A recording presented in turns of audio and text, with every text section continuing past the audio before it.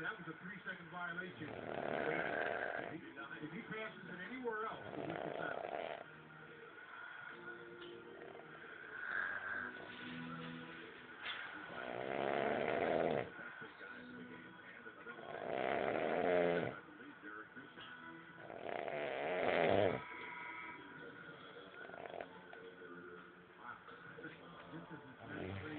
Defensive 3-second violations that the Lakers have had against them basically all season long. Still just about 6 minutes to play here in the third, and the Lakers have turned around. Well, they're down by 2.